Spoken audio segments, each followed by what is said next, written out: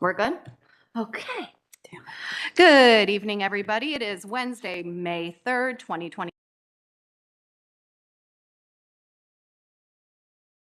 Recorded for storage and viewing on the district's YouTube channel. Please take notice that adequate notice of this meeting of the South Orange Maplewood Board of School Estimate has been provided in the following manner. Written notice was sent from the office of the board secretary.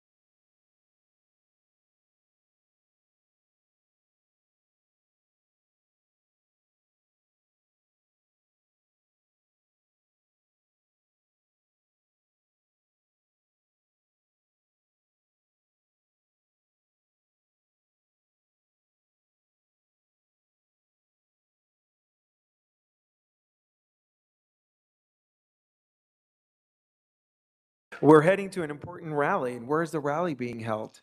Spiota Park in South.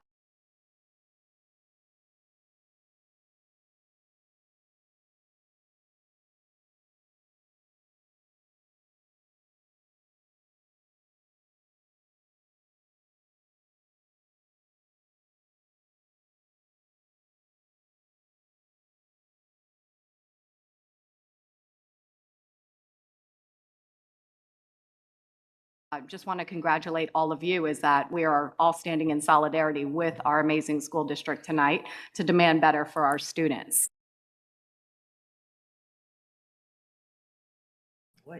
Riverdale. You should have prepped us first. You should. I was feeling. Sunday is River Day in South Orange, so it's good, clean, healthy, fun time to get wet and bring your waders and get into the river and pick up the trash. So it's a really fun time. And then if I may, Yes. there's another great event that's happening in South Orange at the South Orange Public Library. It's a jewelry sale. So people have donated their jewelry to the library and then they sell it. So you can get beautiful pieces for a very reasonable price and for a good cause. Wonderful. Mr. Burnside, I am getting a message from the local press saying visuals are gone and audio is gone. Oh, no. We'll have to do that all over again. This is coming from Village Green 30 seconds ago. Yeah. Oh, I can. It was. Oh, it's me? Oh. Nervous. I don't want to do that.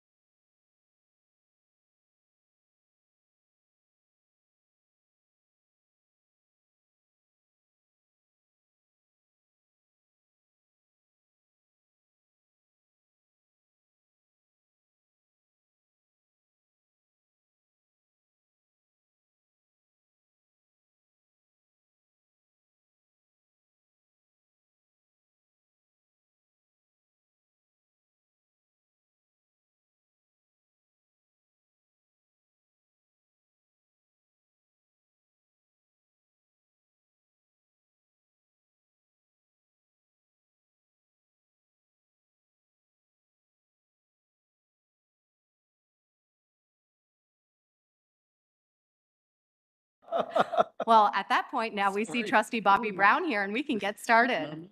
Love it. I was doing a little filibuster. All right. So, Mr. Burnside, if you could have the record reflect that trustee Bobby Brown of South Orange is now joining with us. All right, so we are moving on to the presentation and discussion on the issue that we are assembling here tonight for, which is transportation. So, Mr. Burnside, would you like to take it away? Yes, thank you. The first part of the presentation will be for Dr. Taylor. I'll go ahead and move through the slides for you. Just tell me when, okay? All right, just making sure everybody can see. Are we up okay?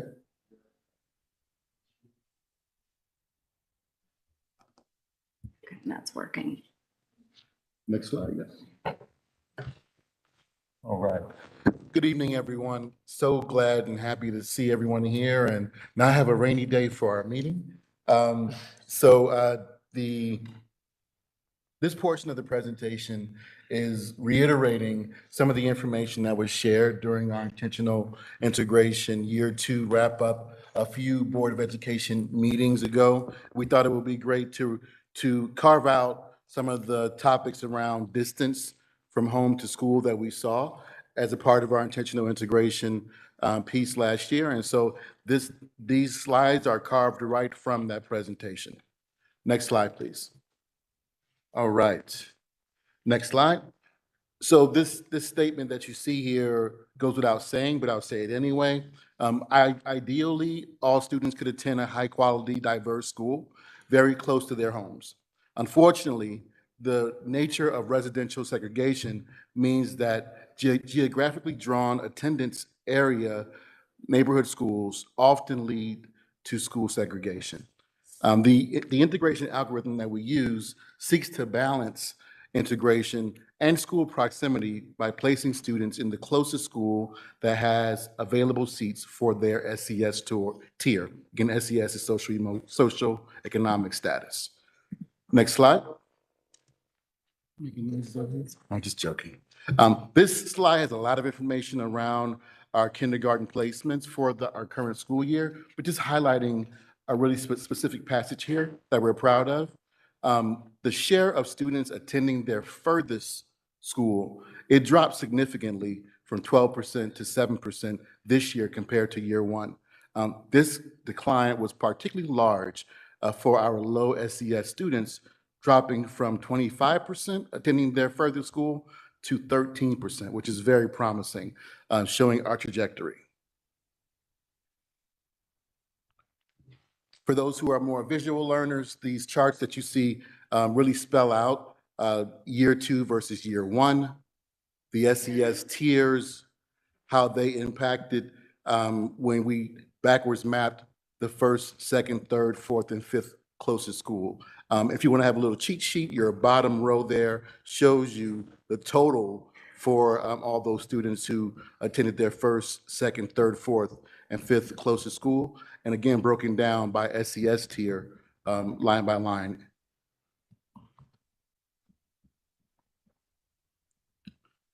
Next slide, please. Again, a lot of good information here, but we want to focus in on the average distance for Black students, that it rose from 1.43 miles to 1.5 miles, being transparent, but it fell for low SES Black students while rising for medium and high SES students. On the whole, just to again be transparent, the travel distance for Black students remains higher than that of other racial and ethnic groups. That information is on your next slide as well. What's really exciting that's not on this chart that we're expecting for next school year, you may or may not be aware that we are, again, adding kindergarten to the Bolden School. And so we're adding a new space for students to be assigned that we think was the core of why some were assigned further than other distances. And sorry about that. While I can't guarantee anything because students come from different places every single school year, different families move in, different families have children, but it looks like our trajectory is moving in the direction that we're looking forward to, where kids are traveling less and less to the schools that they are assigned to, especially with Bozeman coming on board to have younger students. And I'll shift now to Mr. Burnside. Thank you, Dr. Taylor.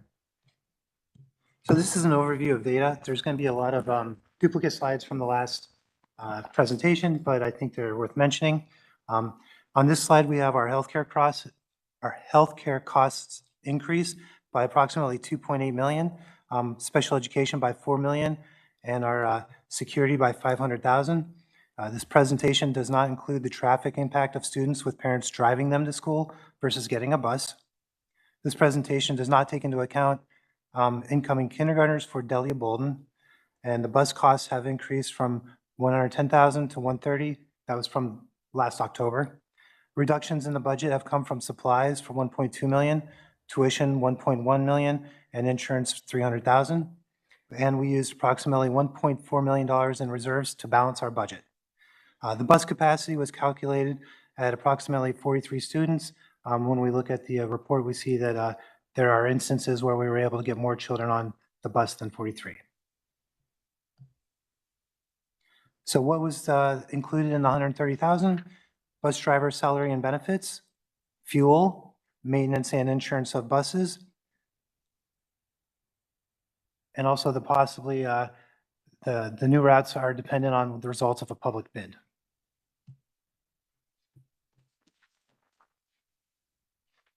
This is our state aid and COVID funds. Unfortunately, we are not allowed to use the ESSER funds for transportation. However, we did receive an extra $1 million in state aid, and that was used to help offset the increase in health benefits. This is our somewhat current transportation budget from March.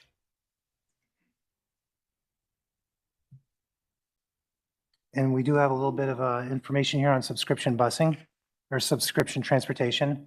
Provide mandated busing only at the required mileage distance. Plan and execute a subscription busing program for courtesy mileage, and that will take approximately 1 year to implement. There would be a survey community for interest. The board would determine if the parents would cover the entire route cost or a percentage, and we would determine if the district or a coordinated transportation service agency would manage the program. And this would only be an option really for the 2024-25 school year. Our current transportation, we've got 915 students being transported, and I just wanted to mention that this also includes middle school and high school students. We have 44 routes with 24 buses. It costs approximately 2.7 million, and this is approximately 12.6% of the overall transportation budget is for general education students. These are the demographics for the current year, broken out by town. And this is demographics broken out by quarter mile between 1 and 1.75 miles.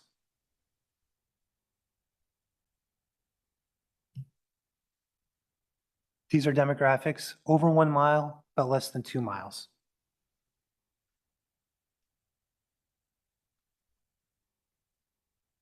And these are demographics for the elementary between 1 and 2 school, between 1 and 2 miles.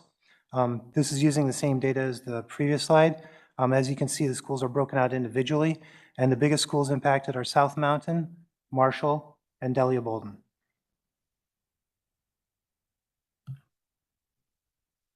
This is the transportation cost for 1.25 miles. It would be a projected additional 588 students, an additional 12 buses, and a projected additional cost of $1,560,000.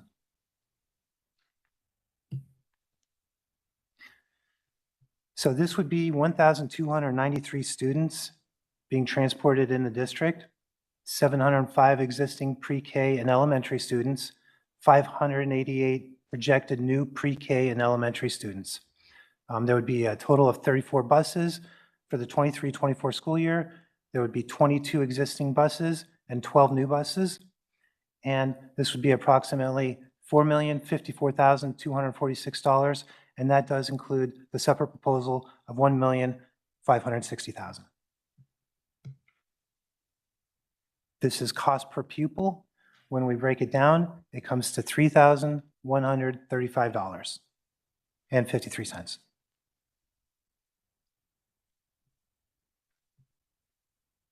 This is just a review of our tax levy. At 2%, it's going to be $2,563,308. We're using a health benefit adjustment at 1.43%, which is $1,836,324. And that would be a total levy increase with debt service at 2.33%.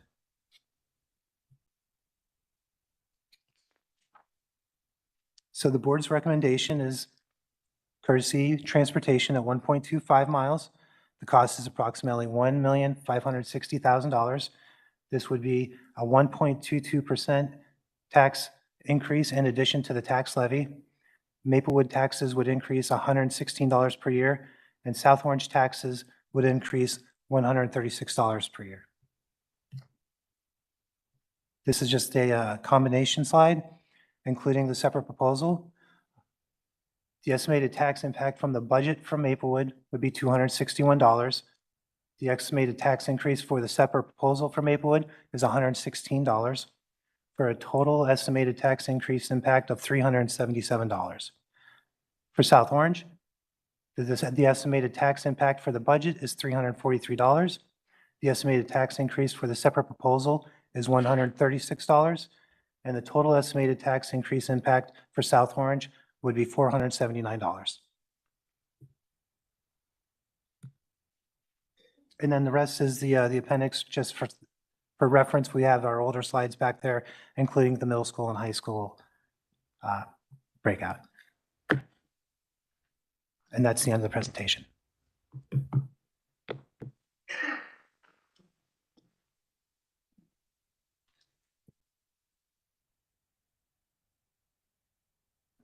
There we go. I would like to turn it over to Board Member Nubia Duvall-Wilson as the Chair of FFT, if you would like to share some insights on the work you've been doing and how you arrived at this recommendation. Yeah, sure. I think this was a clear mandate from the community since the fall, actually even before that. Most recently, I actually, as being part of FFT, have even done my own research on what different districts across the country, specifically the ones that Michael Alves, who's our consultant, has worked on when it comes to integration and the SES integration. And all of those districts so far that I've researched all do above and beyond what the state mandates. They offer courtesy busing, typically 1 mile, 1.5 miles, or 1.25. And so it's a gold standard, right? If you're going to do integration, transportation is the backbone of that, even though from a policy standpoint, right, you can't mandate it. And so we think that from the FFT committee and the board overall has voted for 1.25 because we believe that that is going to positively impact our students the most. We wanted to be fiscally responsible as well. And even in the past, we've talked about, oh, we'd love to do 1 mile, but trying to be sensitive of our taxpayers' pockets. One thing I would actually like to add is that we heard the community say that they wanted tiered routes. And one thing that's not reflected in this presentation, but I know Mr. Burnside did give you the proposed routes. They are tiered, and it did save us some money, which is great. But in addition to saving money, it also impacted school start times. And so I know that is still being finalized, but one of the things that FFT did discuss, and I do want the community to know, is that we originally the tiered routes were only going to impact half of the elementary schools.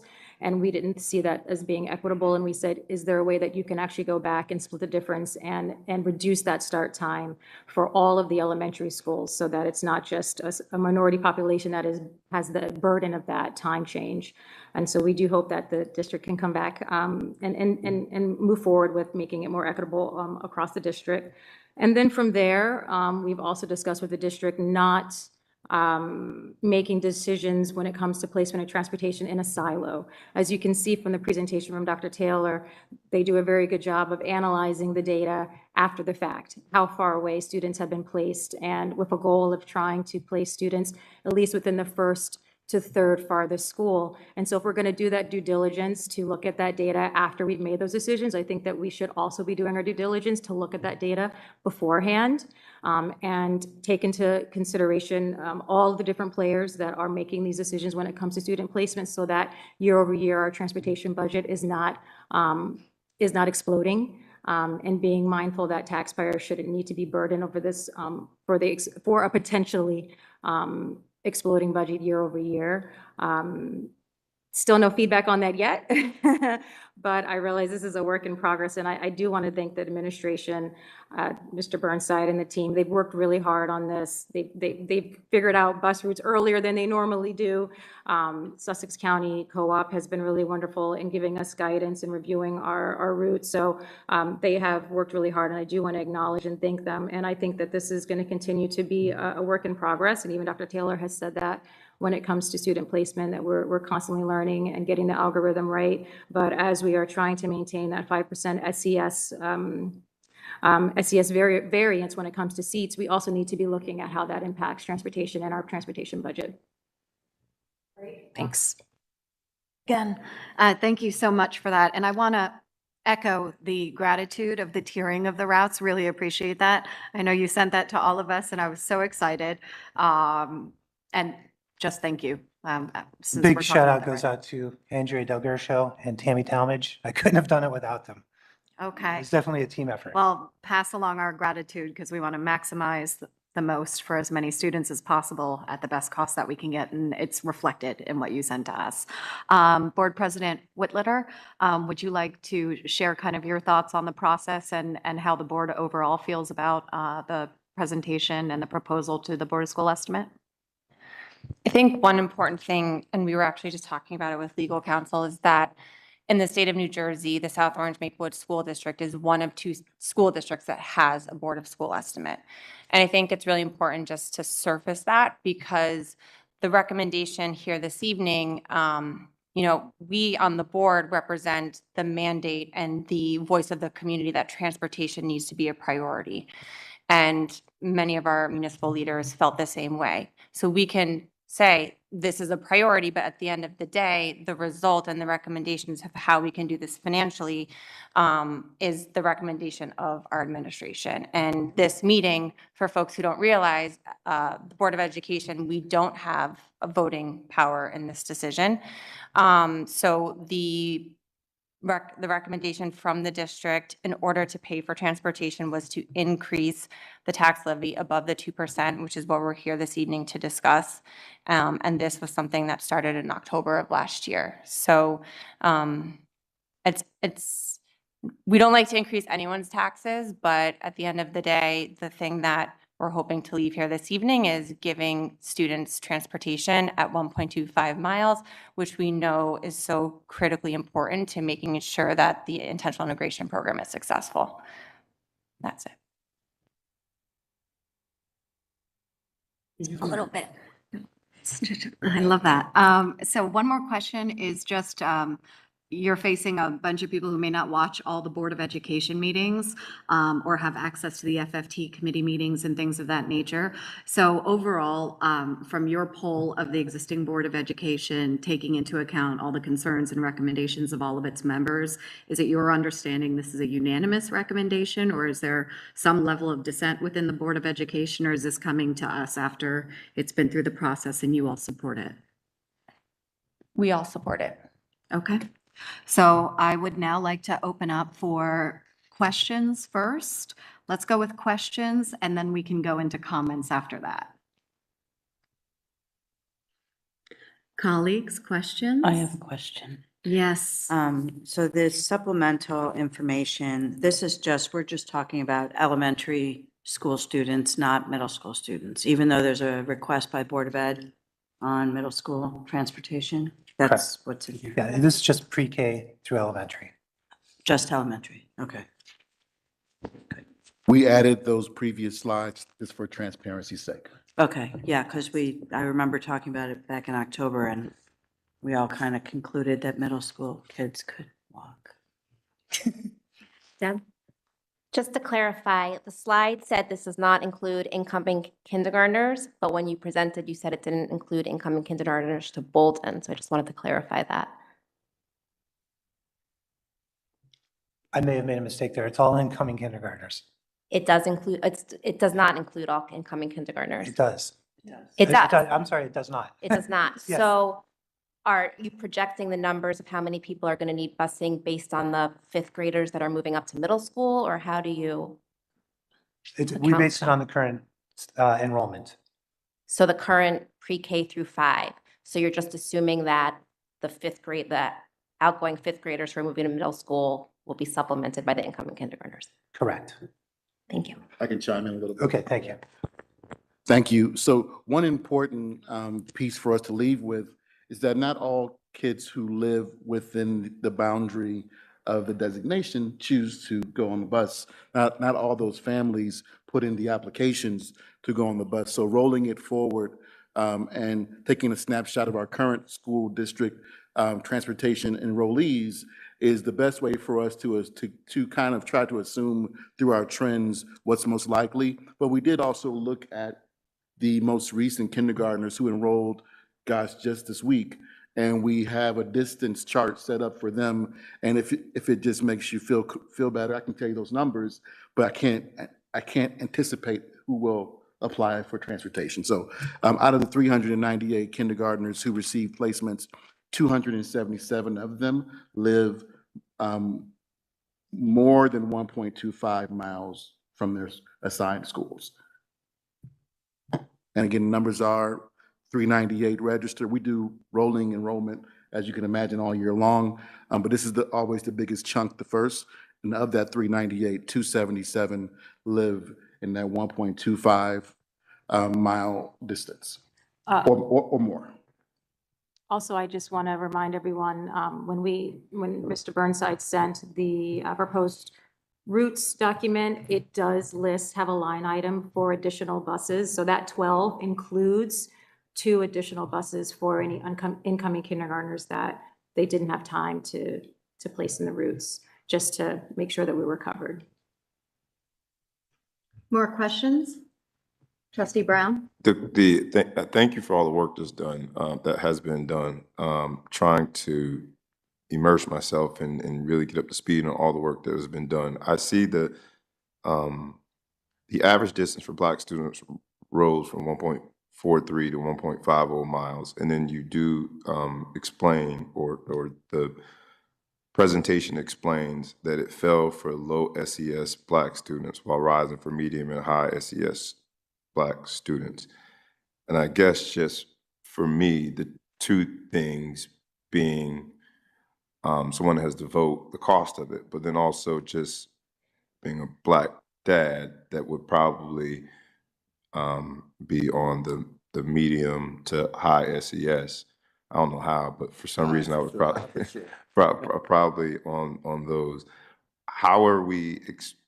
Where does that fit into what we're thinking of for the integration plan? Because I don't know what the impact will be if those other 2 tiers of SES are indeed increasing their mileage.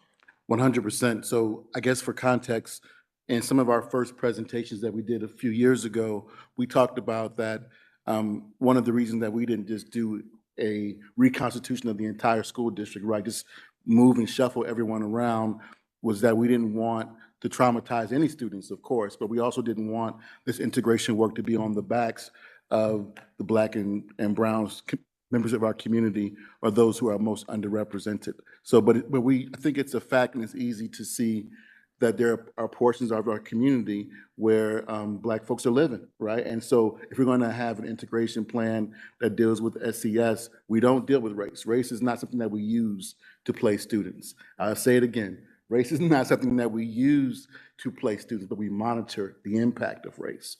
So we continue to monitor to make sure that we're not harming any members of our community, and our partners at the ALVS Group understand how passionate we are about that. Does that answer your question? It does. I'll probably have another one related to it. Of course. I'll refer to the rest of the panel if they have any questions. President Whitletter?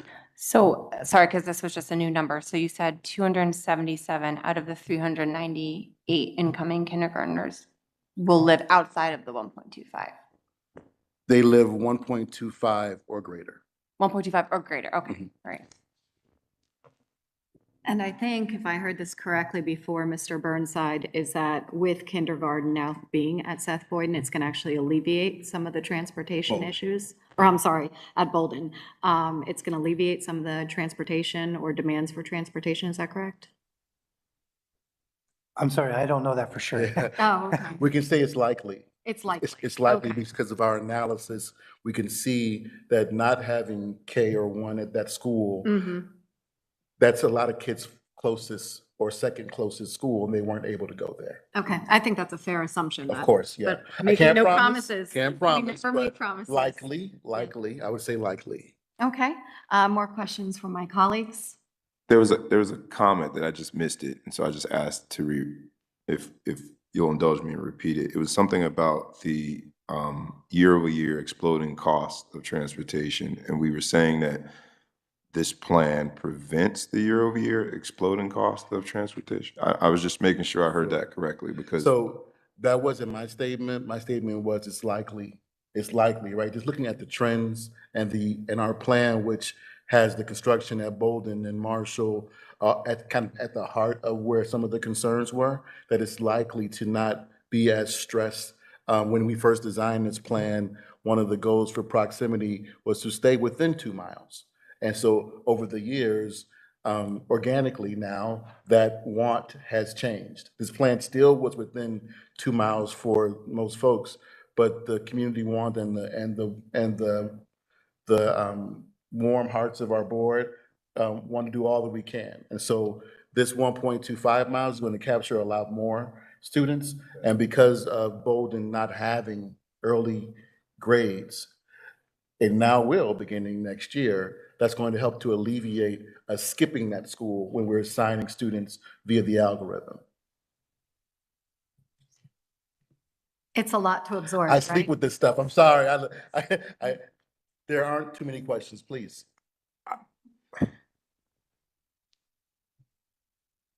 in addition to transportation, because I understand people's concerns, but as a dad that had 2 kids in the district, as I'm looking at the cost, the increased costs to the taxpayer, I think getting the students there is a no duh when it comes to integration, intentional integration. But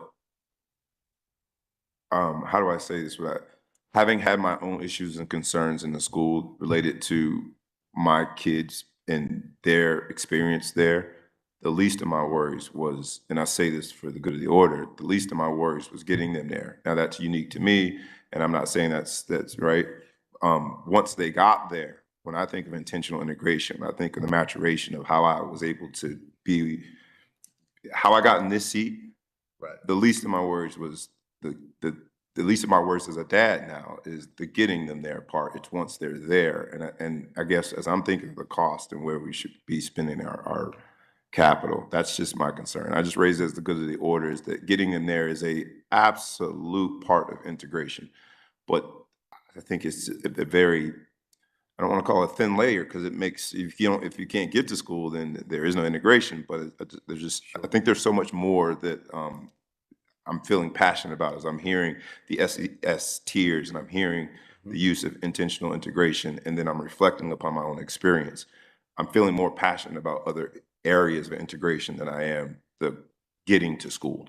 Well, first of all, thank you for that, if I can respond. Sure. I would say that that's probably why we are sitting here, because our funds and our efforts are focused on the professional development for our staff and ensuring that our curriculum reflects the diversity of our students in our community and our belief systems.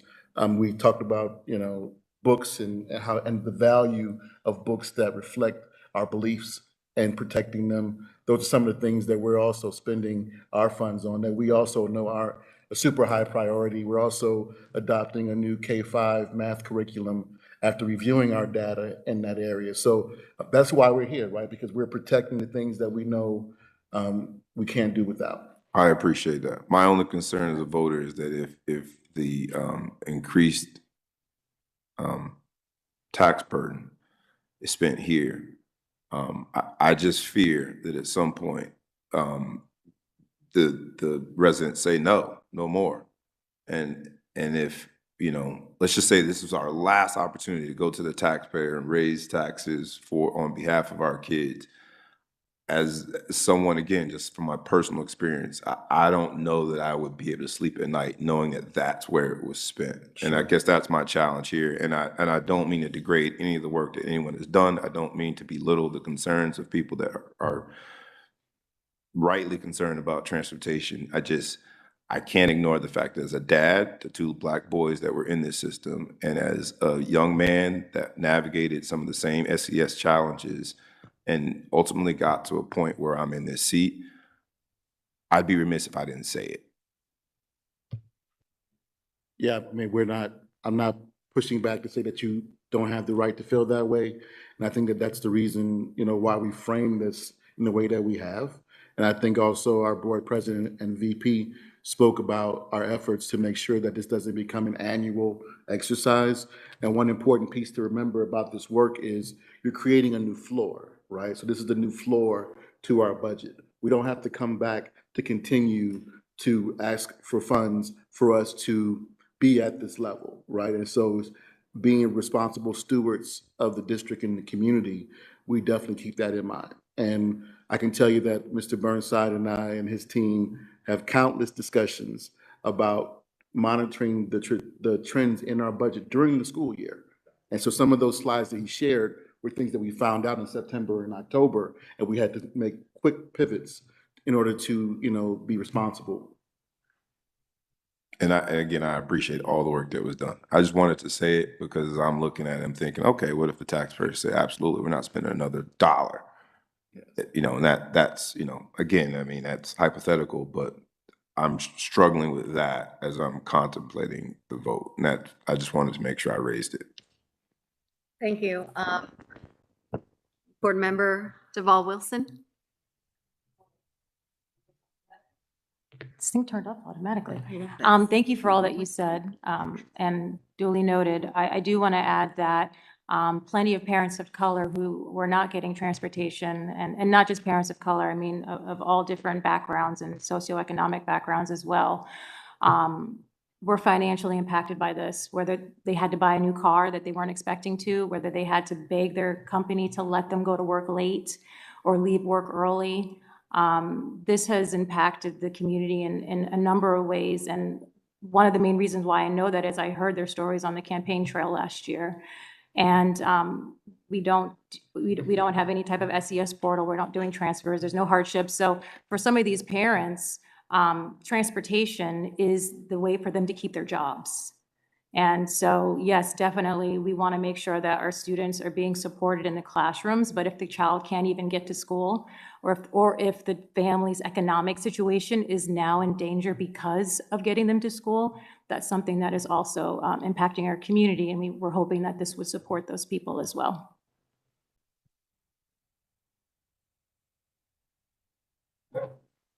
More questions? All right, so thanks. Can I? Of course. Right on over here. All right, I just have a few actually. I'm very impressed with what came back to us. Just a couple minor things, and perhaps the board attorney might want to chime in on this. So I'm wearing the lens of the municipal process of how we go out to bid, how we go to our cooperative. We're with the Morris County Cooperative. I think you're with Sussex County, is that correct? So a lot of this in terms of transportation cost, it's like you've gone to your co-op and this is what they've said, that they believe it's going to be $130,000 per bus based on what they're seeing in market trends. Now, is that your only option? Because when we don't like what the co-op has for us, we'll just go out for RFP and make it a more competitive process. Has the district done that, or will you consider doing that if we're not getting pricing for transportation within the co-op that's within reason? So let's say we go out, we have Sussex County Co-op go out to bid for us. We don't like the results. Yes. We do have the option to go back out to bid again. Okay, outside of the people who are pre-approved through the cooperative. Yes, well, we have an agreement with the cooperative. That's always our first line. If they don't. Your mic. Oh, I'm sorry. I apologize. I apologize, I'm used to just yelling. We have an agreement with the cooperative, they're always our first line. If they don't return a responsive bid, meaning what we need or a parameter that we could accept, for example, if they gave a route that was so astronomically outside of this, we could reject that in whole, start back over again with the cooperative, or seek one of the other educational services commissions throughout the state and ask them, for example, Middlesex County and a lot of other counties have combined together to create that same type of cooperative. So we could go to them next. We have to go to ours first, though. How do you determine if they are the lowest responsible bidder? Because they might check all those boxes, but yet still it's more expensive than what the district is interested in spending. So if you meet the requirements of the bid and they are the lowest responsible bidder that way, there's no way to double check whether what they've given us as a bid is acceptable other than to say if it was impossible. So if they gave you a number that you looked at and you said, there's no possible way this could occur, we'd ask them to come in and tell us about how they came up with what they bid for us. But if they give us the spec or they give us the response that meet the specs, we can't necessarily go in and question what they've given us back as a bid, if that makes sense. It absolutely does, and that means that you're pretty much left with what they're going to give you. There's not going to be a second bite at this apple. So the data that you have from using your cooperative is essentially what the cost is going to be. Yes, but it can change again because it depends on what they've put out for that year. So what they've done with other districts also impacts how it's done with us, what other routes have been given and how much have been used, if that makes sense.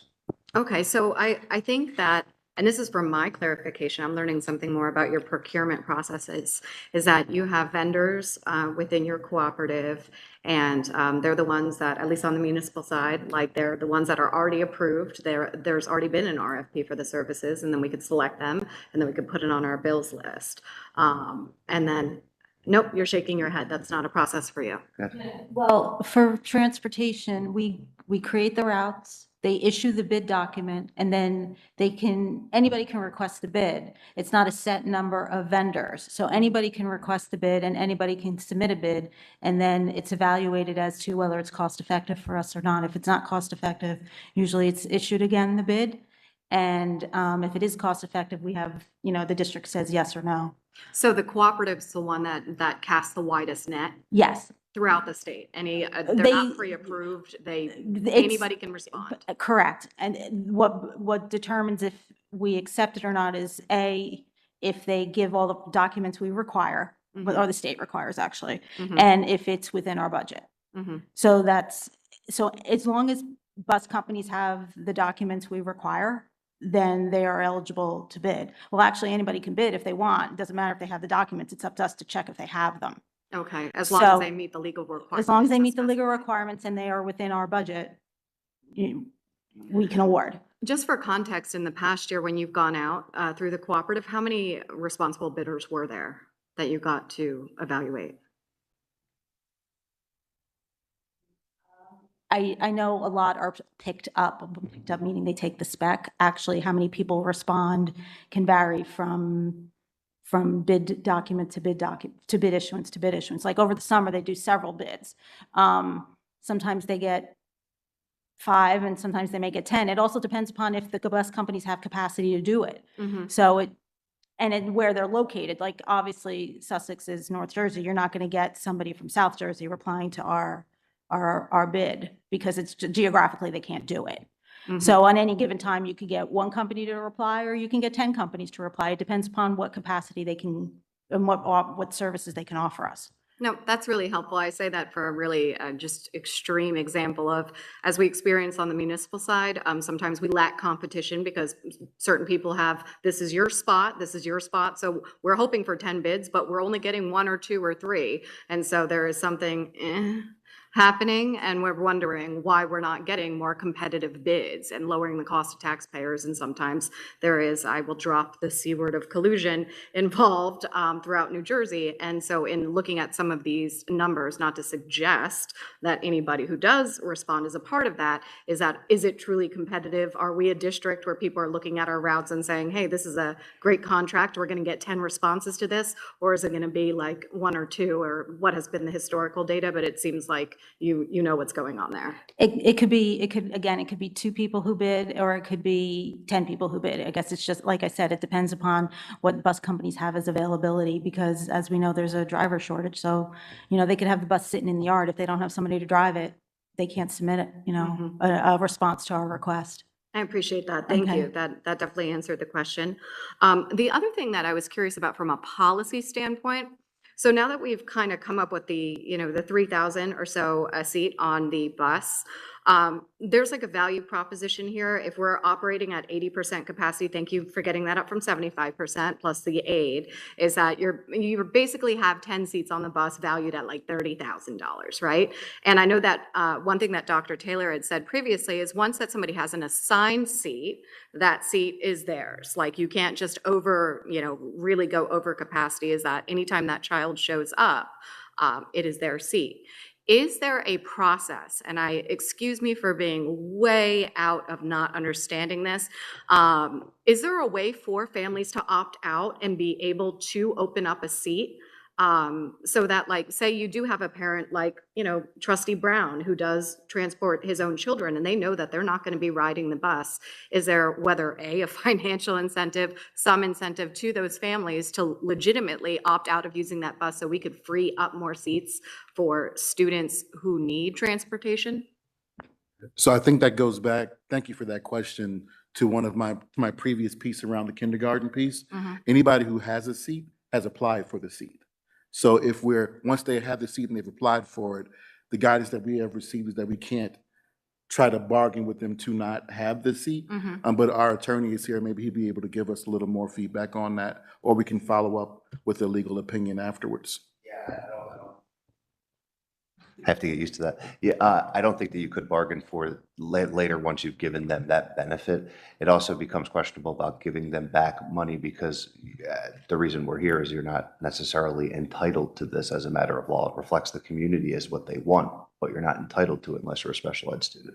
So to give the parents back something that you're not state required to have, I think would be difficult. What you're doing reflects what your community wants, but I don't think we have an ability to give it back to the parents. I use the example because just thinking out loud, I know it sounds very extreme, but like even with healthcare benefits, if you remember the time that, the municipality or the school district was paying, 30+% of it, just call it $30,000. It was more advantageous for us to go back to our employees and say, if you're able to get on another plan, I know things have changed, but if you're able to get on another plan, that's going to save our taxpayer dollars in the long run, but we're giving you $5,000 more in an ability to opt out. In this particular instance, and I'm not suggesting write a check, I don't know what it looks like, but there is a value proposition of $3,100 based on recent estimates that if somebody is truly not going to use a seat at some point, and it can open it up for another child to be able to like keep moving more and more children to be able to have transportation, is there a way to slide them in or create a legal framework where a family can opt out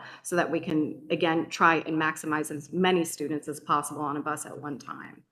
Can I just ask a question?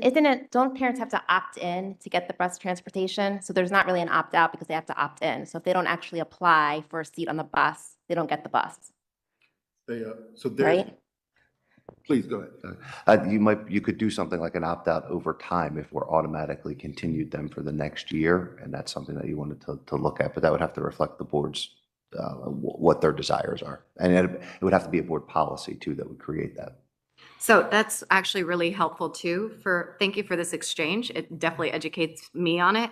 So if you are a parent that is confident that you are driving your child to school every day, because that's a part of your routine, early on in the school year, you will not ask for any busing. Like the school district will know that that family has no intention of using the bus and that seat is now available for somebody else. So I think that there's an important piece there that probably comes from Mr. Burnside's group, would be if I had a bus this year, do I have to reapply next year?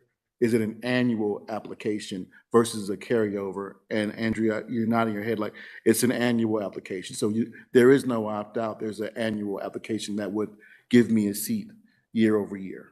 That's fantastic. Okay, that's really helpful too, and very efficient, in fact.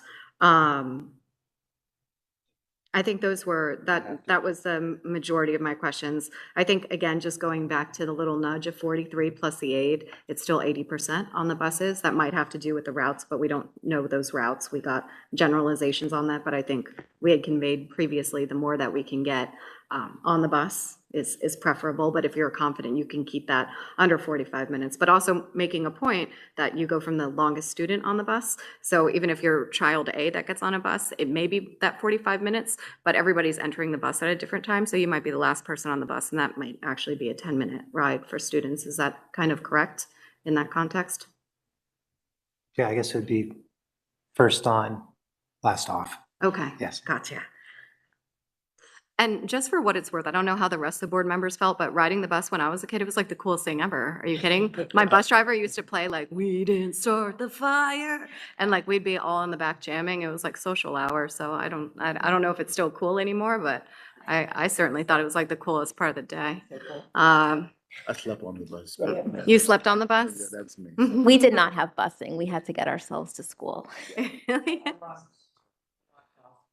All right, and last question, which will be helpful from the board members. In your evaluation, I know you brought in a consultant with hazardous routes who's also been working with our police departments and our professionals in the municipalities.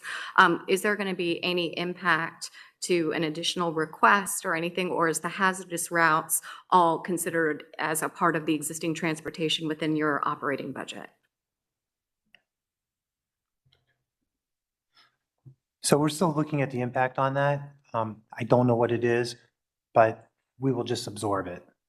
Okay, all right. I know that you built some buffer in there, and I was assuming, I made the assumption that with the hazardous routes, with the other additional increases that you alluded to, is that's why it's, I don't want to use padding, nobody likes that word, but it's expected to be covered within the general operating budget and not through the Board of School estimate. Correct. Okay, wonderful. That's pretty much all I have in terms of questions. So we'll go into comments and then we'll ask for a motion. Well, just one more question.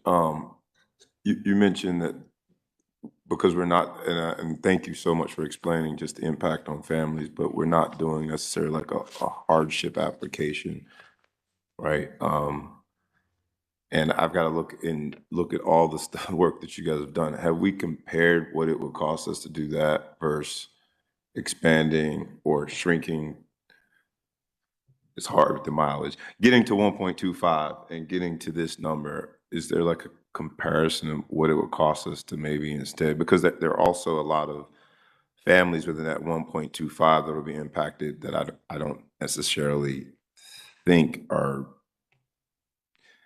they're inconvenienced, but I don't know that the impact is the same with everyone. So if we looked at maybe what it would cost us to instead do stuff for families that truly do have a hardship, families that their work would be impacted by it versus, because this is a great plan. But again, my only fear is that at some point, either residents or people looking to buy here are going to say, I can't do it, right? Or people who are living here at some point, I just can't do it, right? Because the more we do this, and it's again, I know we work really hard to get here.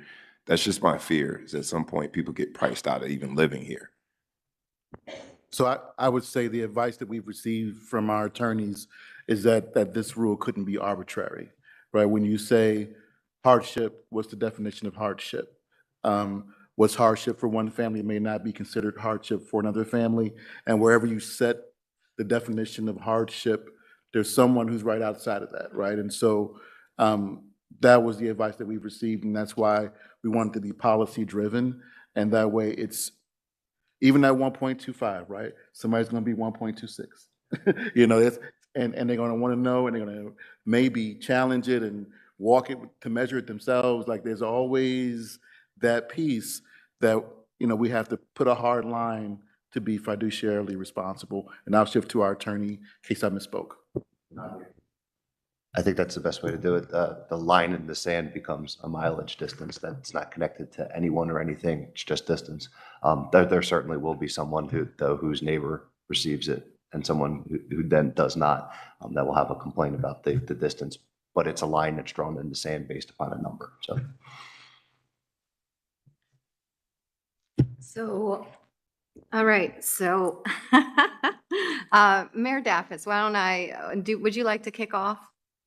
Sure. I'm not going to say a lot because I've said a lot in what was it? This is our fourth meeting on this or so. I want to thank the administration and the board and all of us for getting to this point. I'm more comfortable with this proposal. I think Trustee Brown brought up the anxieties that we all have about raising taxes on our already overburdened residents in terms of taxes. And this is just one part of the tax equation, right? The municipalities are also raising taxes, and we're doing our best to keep it as low as we can keep it. And you know what? Let's advocate for not doing things the way that we're doing it, right? On the backs of our residents. And, you know, that's a state issue, and we need to keep advocating for a better process so that we're not raising taxes each cycle with whatever the issue of the day is going to be. Right now, it's transportation. I think this proposal is reasonable. It certainly met the directive that we gave as a Board of School Estimate. Again, thank you to the administrative team for making that happen. And I'm ready to vote in favor of it. Thank you. I started off with Mayor Daffis, but happy to go with anybody else who would like to chime in or have any comments before we have a vote. Committeewoman Deputy Mayor Engel. Thank you.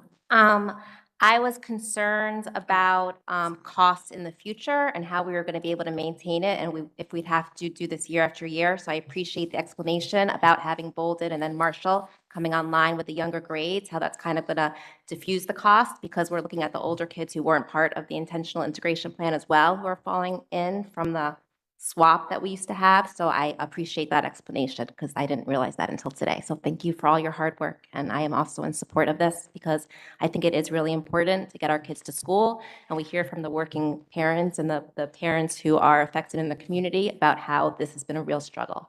And I will just like one more note, since Deval Wilson mentioned that the times are going to be changing for the schools potentially, and I just hope that you get that information out really quickly, because parents are already planning their falls, and to be told with short notice that the time of their start times are going to change is going to be a big burden. So thank you.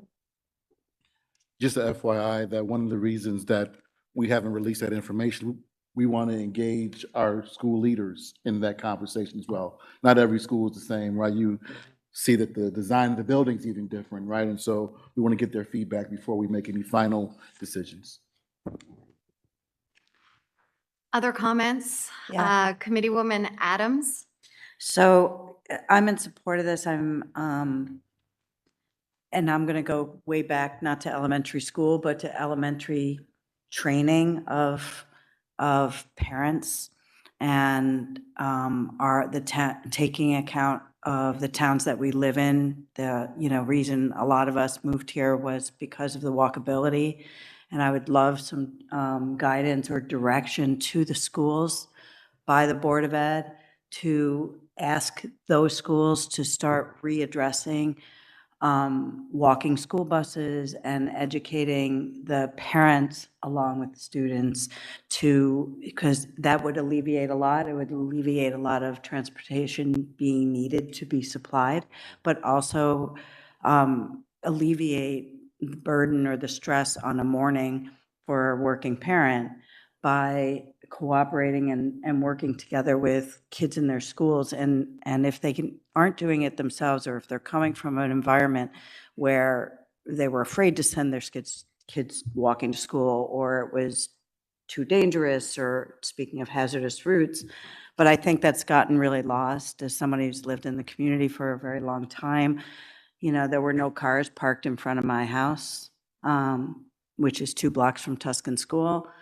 On a daily basis, they're parked past my house now. So I think there's an education that needs to be done, and I think it needs to come from the board to the schools to get that information to the parents and the students, and it's better for everybody.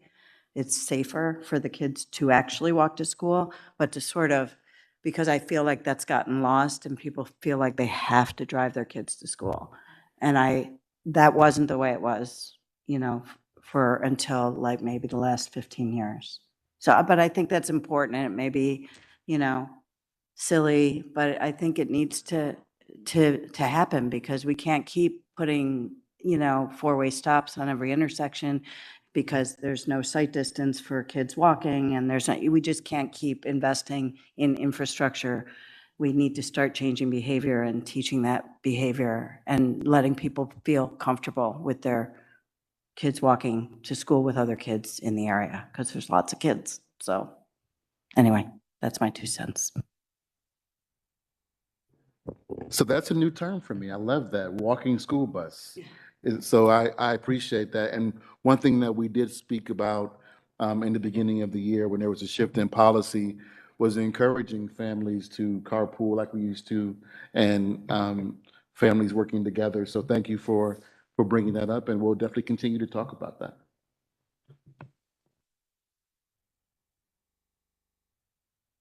We're going to consider the resolution, but I know that we're going to go into the hearings of individuals and delegates.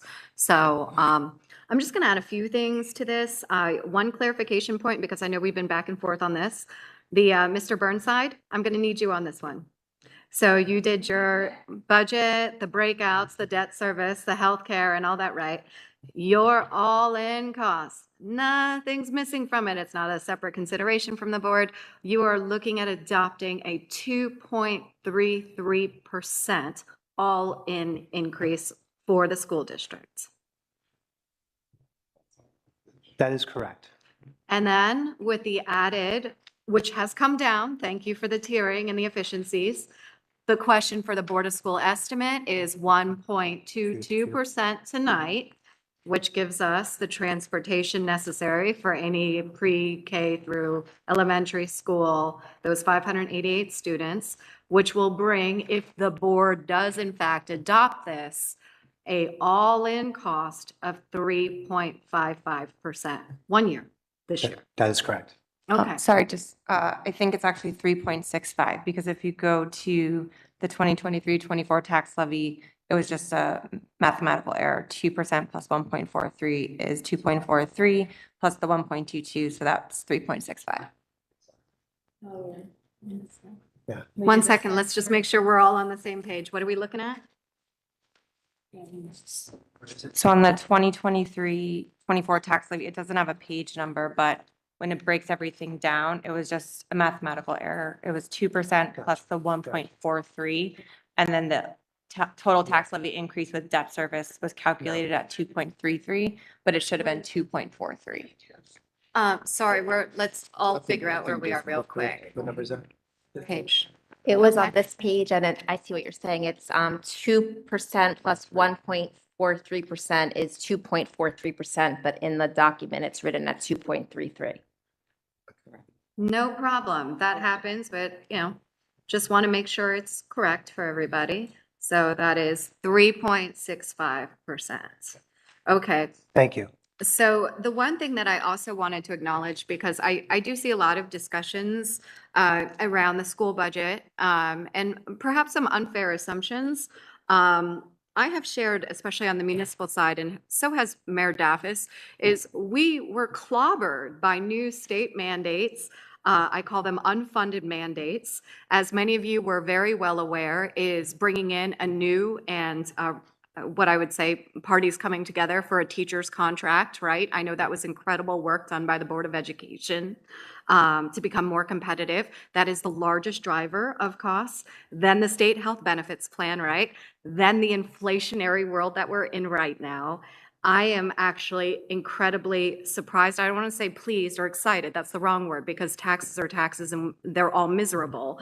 But to be able to come within 2.33%, I think is very admirable for the administration. And I've also seen criticisms of using some fund balance within the operating budget. That is a practice that I think everybody does regularly, as long as you can recover those expenses in the next year. What I'm hearing from the school district is that you did have a one-time way of using some of the money from the state to offset the state health benefits plan. So as I'm sure you're already planning for, is that that's a one-time, you're not going to get that every single year. But the idea of using some of your fund balance to balance your budget and then recuperate it in the following year is a standard practice, right? You want to minimize that, but the other option is to increase taxes, which, as we just heard from Trustee Brown, he doesn't want to see that. We're all very sensitive to that, but I just wanted to make sure that the public was aware is that we often borrow from fund balance to help a budget, and then we recoup it and hopefully grow it. I think I said during the last meeting, I hope the district works hard to increase that fund balance, because I do think it's on the low side, but again, just wanted to reiterate that point. As somebody who does watch all of your Board of Education meetings, I just find it important to know what's happening in the schools, because a lot of folks just say, I'm just going to email somebody who's an elected official, and we have to be prepared to respond back to that. And so I have been paying very close attention to this, myself, and then former Mayor McGehee, and then current Mayor Daffis. We were copied on all the outreach that came to us regarding transportation. So perhaps we got a lot more personal contact with the families who were reaching out to share their challenges and their hardships and what this meant for them. And so having gone through that process, I hope my colleagues are also aware, is that we have been immersed in talking about transportation for quite some time. Committeewoman Adams, I would like to also bring up the way that we talk about the environment and climate change, because this is firing on all cylinders. We want more cars, said no one ever, right? So all of our policies generally advance alternative transportation. I hate parking. I hate over parking. Where we want to go in terms of a town is to our jitney services. How do we create tax structures or fee structures that discourage over parking and over driving, and move people to walkability and also move them to alternative transportation? Very, very important for me. I'm just a huge alternative transportation advocate.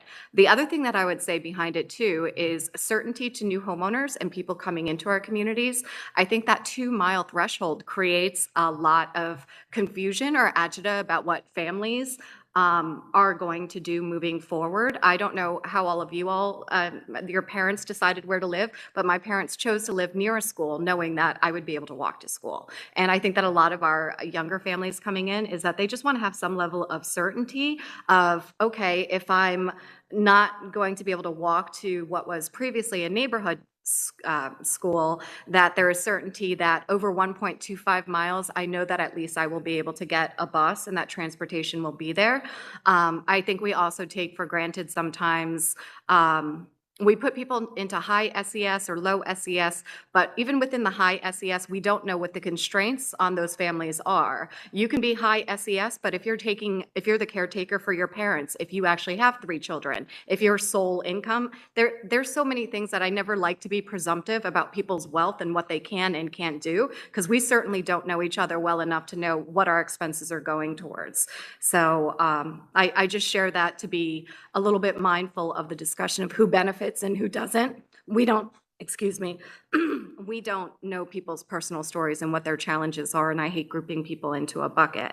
As it comes to the transportation cost in the year over year, Trustee Brown, as was stated, I hope this doesn't come back to us, but in all truthfulness, if transportation has an inflationary cost or something that exceeds what we're hoping to stay with, which is 2%, is that the transportation cost may very well go up more than that and eat into the rest of the budget. I think we all understand that, especially not knowing exactly what's going to be happening with fuel costs, with labor costs, labor shortages. We felt the same way on our crossing guards in both the towns. So keeping that and never needing another additional request, I think, is probably a little ignorant. It may very well come back to us, or there might have to be adjustments of 1.25 to something else. That's going to be a board policy.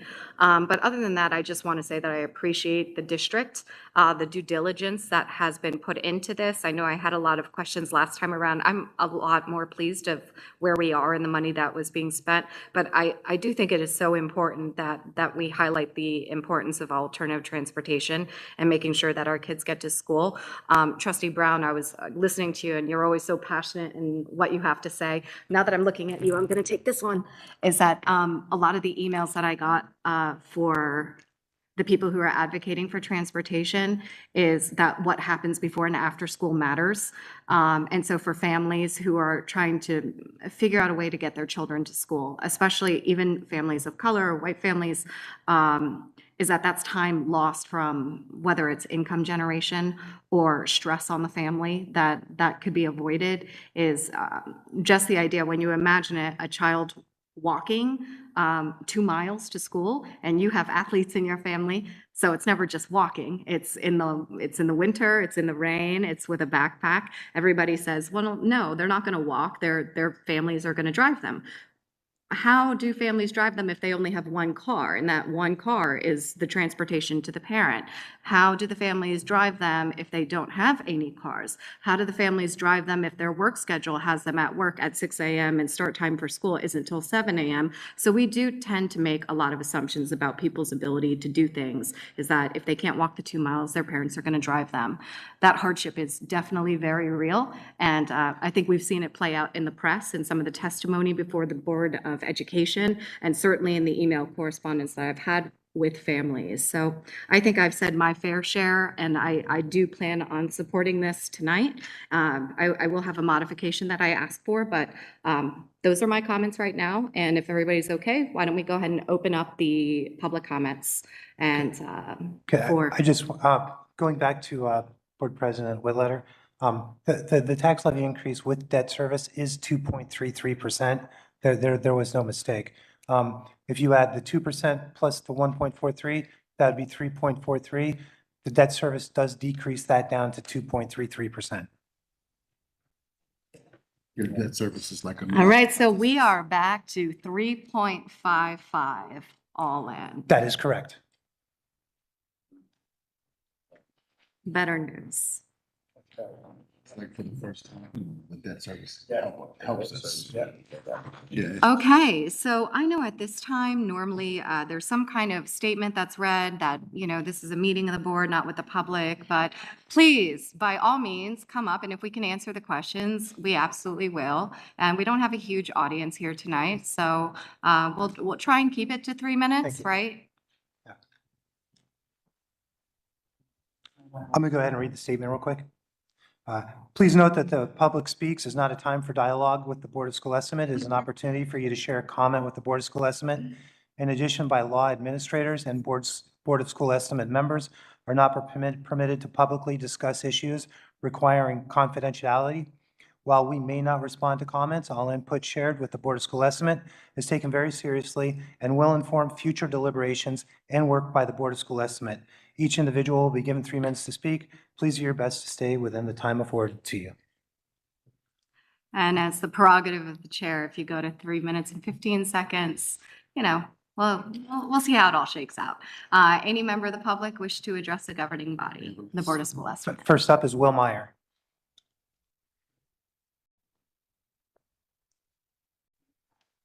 Will Meyer, South Orange. Good evening. I have 3 things. Try to be quick. First of all, tremendously in support of this. This is a great achievement. It seems like there's been some cost savings. This is going to benefit a lot of families. So happy to see this. This is an individual comment, by the way, not officially on behalf of CPAC. I do want to raise the fact that within the additional students that are going to be transported are special education students who would not be receiving otherwise specialized transportation, but do have specific needs that need to be accommodated and require training. And so we're really hopeful that the bus drivers and aides on these buses are going to receive appropriate training to make sure this is really inclusive benefit for all of our students. Number 2, I'll mention briefly with regard to the climate consciousness. I'm aware of there are electric bus grants available through the IRA, and I'm really hopeful the district can look at the possibility of seeking some of those to offset our costs and further reduce the total carbon footprint of our town with this transportation piece.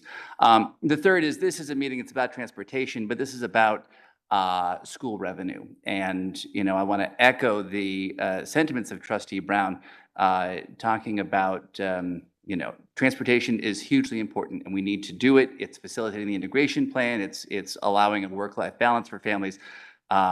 But it is not the only thing that our town needs. And, talking with the special education community on a regular basis, we've seen the apparently $4 million increase in special education costs beyond what was budgeted.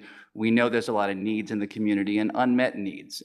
There is discussion right now over the past couple days on Facebook and whatnot, and in person as well, about rumored cuts and cost savings that people are looking at, the board and the district, on paraprofessionals. Parents have for years now been asking for an increase in the level of service and reliability and training for our paraprofessionals. And what we're hearing is that there's talk about cutting hours, cutting costs, and that is creating a huge number of panicked special education families today, right now. So I urge all the town members here, the board, the district, to just be mindful as we look at revenue that, maybe the Board of School Estimate is asked to look at more transportation costs in the future. Maybe you'll be asked to look at other costs that look at what happens once the kids get into the classroom, things that are not being addressed right now. We see the list of issues that are happening right now. I hope you be mindful of making sure that we are best accommodating our kids in all these ways and distributing our very limited funds for the best overall good. Thank you.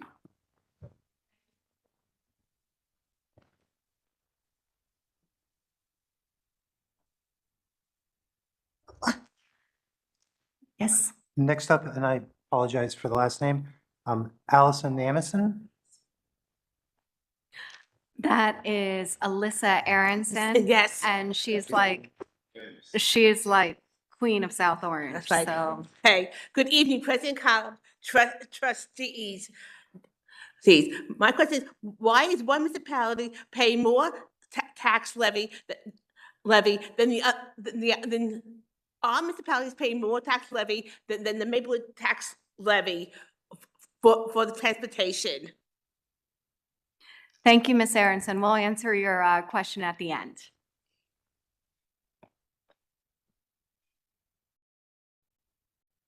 Mr. Burnside? That was a calculation created way. No. Oh, Who's I'm next? sorry. I was getting ready to answer it. I apologize. That's all in-person public speaks. Online, we do have one more person, Shannon Cuttle. Okay.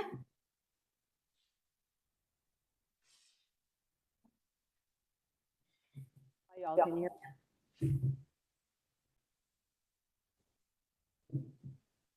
Can you hear me?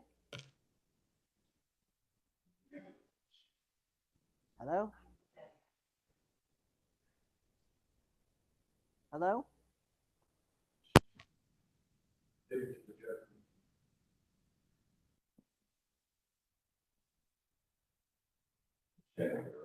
Shannon, can you hear us? We can hear you.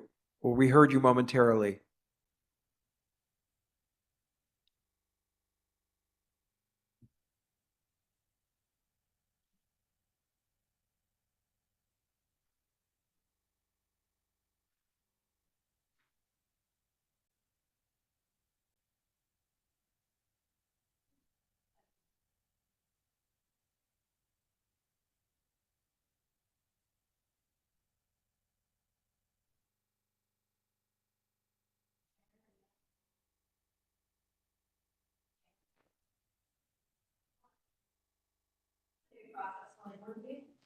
All right, Shannon, you can speak.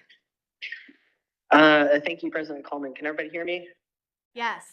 Okay, I'm not sure.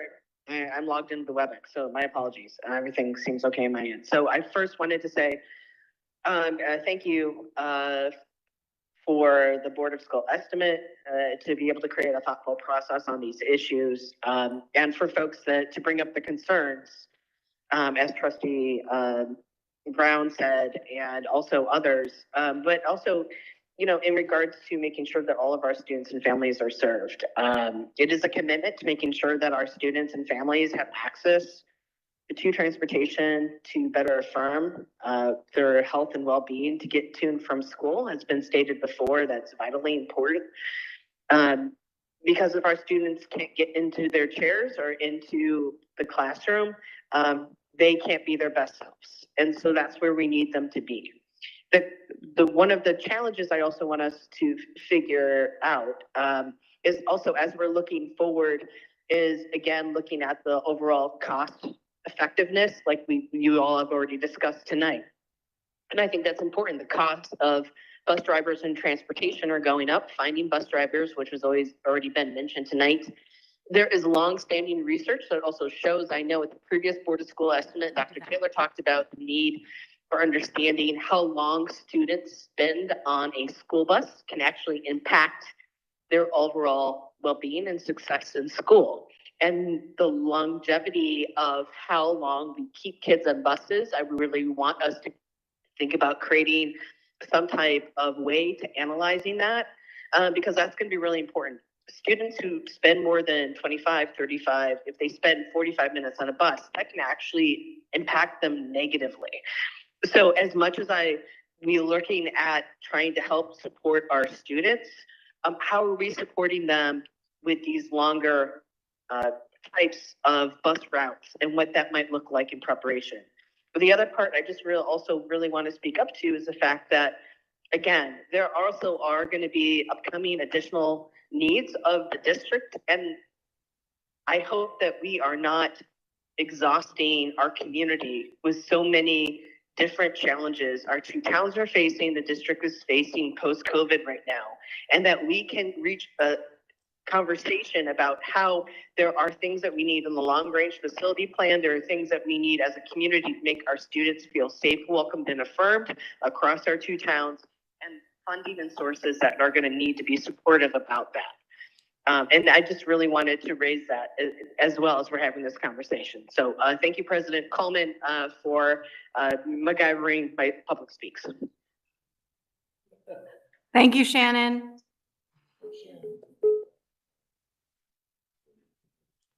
That's all the people we have for public speaks. Okay. I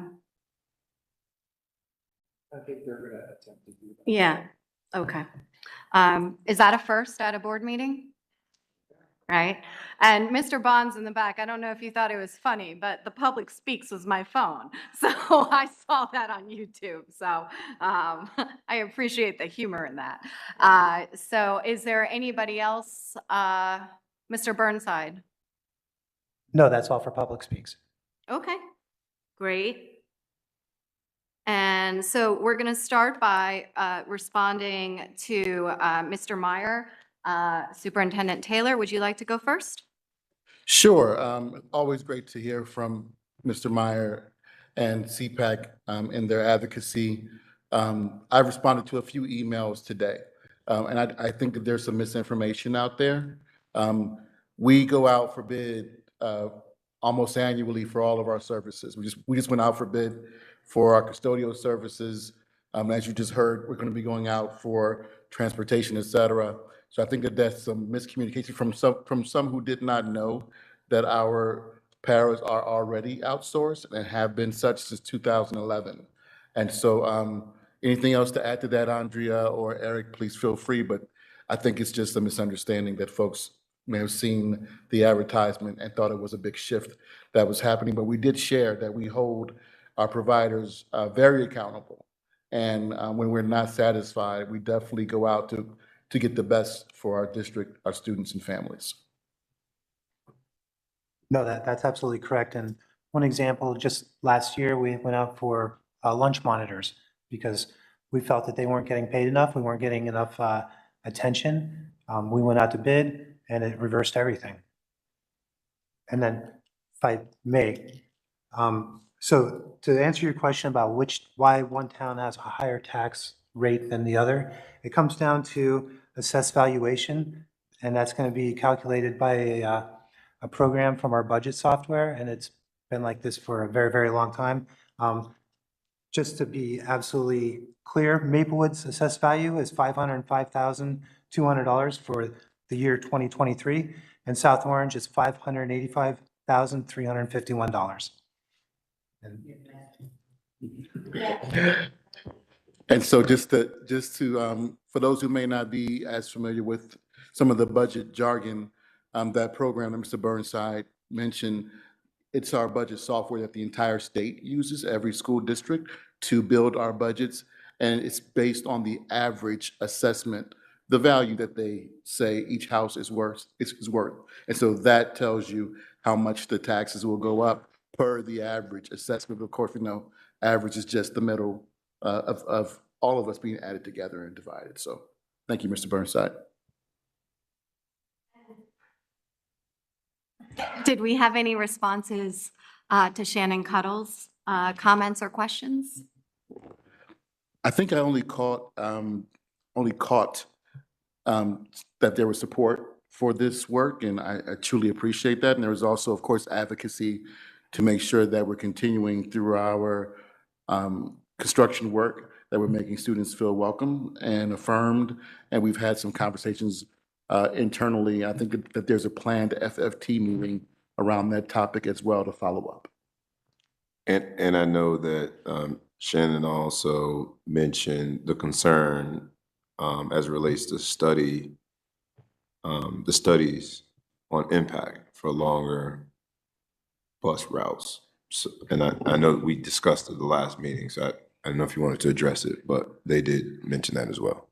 Yeah, I think that's spot on, right? I mean, for any of us who have had our own kids and go on long drives, you know what happens in the back seat, right? Either they start tinkering with each other, teasing each other a little bit, or they fall asleep and maybe they get to where they're going a little drowsier. So I think that that's a common sense leap from that study, that we would want to keep our bus rides reasonable as possible, understanding that our village president just noted that the first person who gets on has the longest ride, right? So we understand that too. So there's a happy medium there. I know that Ms. Talmadge and Mr. Del Garcio and Mr. Burnside have kept that in mind while doing this work. I am so not used to other people responding to public speaks. So Mr. Meyer, great seeing you again. I learned something new about the impact on CPAC and children with special needs who may not automatically qualify for the required, I guess the legally required transportation that's provided. So that was completely new to me and definitely should be factored in to what we're thinking about here. And I think that's definitely a plus side, more is more. And I also just wanted to comment that, as you know, everything is political, right? And I was venting earlier about school aid and how we're not getting even close to our fair share. And I think that we need to really elevate this with elections. Am I allowed to? I'm chairing the meeting. We have to be very mindful of the people that we elect, whether it is our state senate, whether it is our state assembly people, whether it is our governor, is what are we going to bring to South Orange and Maplewood? And we have seen, it was wonderful that people got checks in the mail, right? Through, what is this flagship program that, and the Anchor, but let me put Anchor into some context also. That's wonderful that Anchor came in, but at the same time, the new costs that have been unfunded mandates that have been spread amongst municipal government and school boards and the county is that we are going to have our highest levies that we've ever had. And so really what's the trade-off? I think it's the trade-off of who looks like the good guy and who looks like the bad guy. I would also say with the III program, which as Dr. Taylor speaks to, is going to be one of a kind. I mean, we are very different as a district trying to do this, and it's been successful in some places, but there's growing pains. And as a part of that, there needs to be an acknowledgement from a progressive state that for communities that are doing this type of work, that there's more in the pie for you. This is not just about courtesy transportation for the sake of making voters happy and hoping that they re-elect you, is that we're trying to create the model of what an integrated district looks like. As Shannon Cuddle had stated, is that all children are valued, creating that type of climate within the classroom. And so I was really grateful for what you said. So my point to folks is get political, ask questions about school funding. If there's anything here is that the school's not getting close to what they should be. They are getting hammered with state health benefits plan increases. The long range facilities plan is a once in a lifetime opportunity to right the deferred maintenance of the past, and people should be very, very excited about that. I had to give you kudos because I never get to sit in this chair here.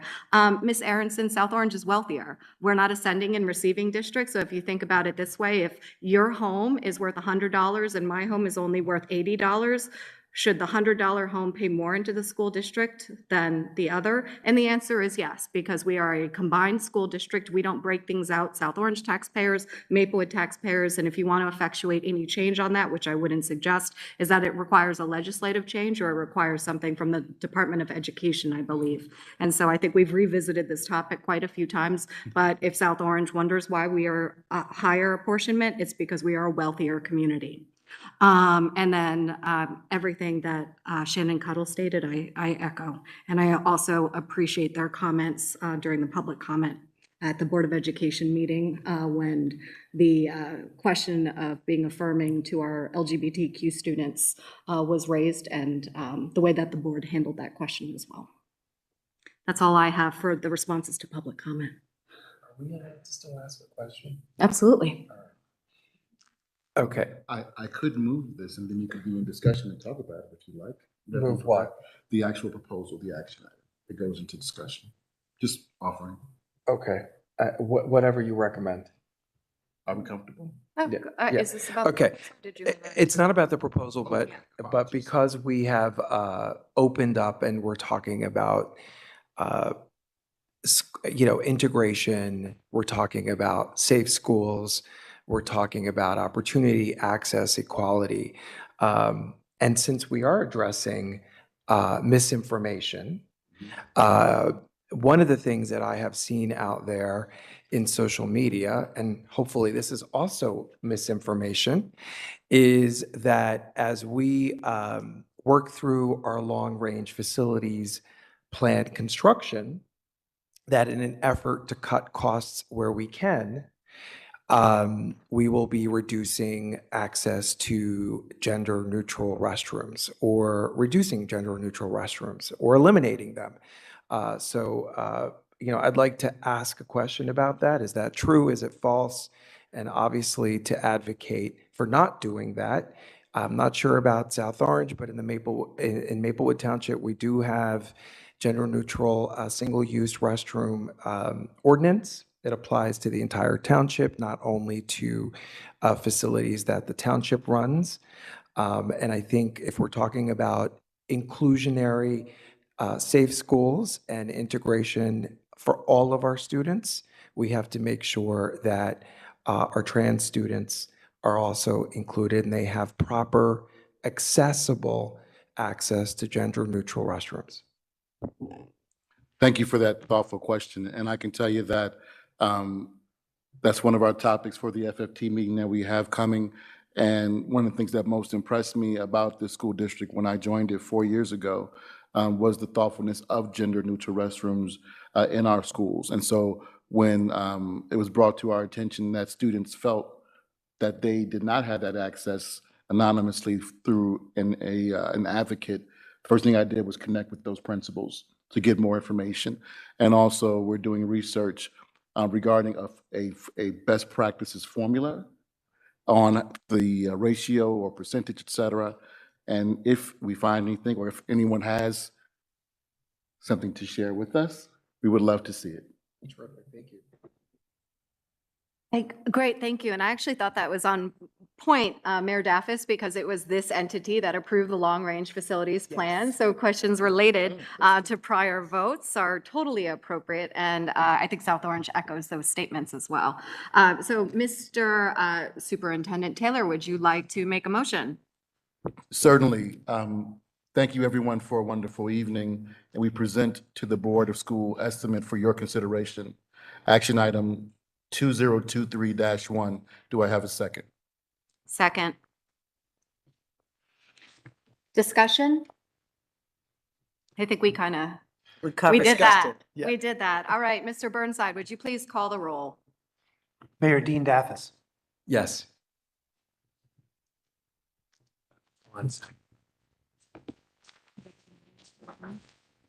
Committee member Nancy Adams. Yes. Committee member Deborah Engel. Yes. Village President Sheena Cullum. Yes. Trustee Bobby Brown. Yes. Trustee Karen Hilton. Yes. Board President Caitlin Whitlatter. Yes. Board Member Nubia Duval Wilson. Their attendance are none. Oh, I didn't know. My apologies. Motion passes. Just a point of clarification, just not to invalidate what we did here. I know that we're very unique with the Board of School Estimate, but I was under the impression that they are voting members. They were not. Barbara, But they both voted yes. That is the point we will ask.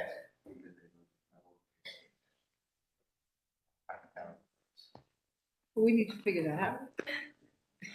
I can get that. Okay, so I just want to make sure procedurally that we're okay, is that I think we can trust that if it is only the members of the municipalities, then it was approved unanimously by the members of the municipalities. And if in fact it is also including the members of the Board of Education, then please have the record reflect that they also voted in the affirmative. No need to come back to us. I'm sorry, there'd be no independent requirement that Board of Education members have a vote as well. It would just be a quorum of the committee, of the board. So you Okay, guys would have passed. great.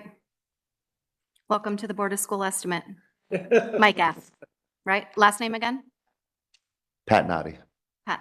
All right, welcome and thank you for joining us. Thank you. Just one bit of, I was going to just pass this along to the district, and then we're going to go head over to that rally and stand in solidarity with our activists and our students, is that, and I didn't need to make the motion, but I just hope that it is the Board of Education's intention is that with this appropriation, the Board of School Estimate is affirming our support for the transportation as presented. So if things change, if there's a policy change, et cetera, I will be before the Board of Education rallying against diverting funds, right? And so not to suggest you guys would ever do it, but it is something you can do. If you change policy, now you have money that's available to be used for additional purposes. It is the intention of all members here who have voted here is that this is earmarked for general transportation purposes. Elementary. Yes, for the purposes in the resolution. Great, thank you so much. And I don't think we're going to do any more announcements because we already did that one as well. It was wonderful seeing everyone. Thank you to the members of the public who came out. Move to adjourn. There we go. We have a motion from trustee, Committeewoman Adams. Is there a second? Seconded by trustee Hilton. All those in favor, please say aye. Aye. Any opposed? Abstentions? All right, everybody have a great night. Thank you. Cool. Well done. Congratulations.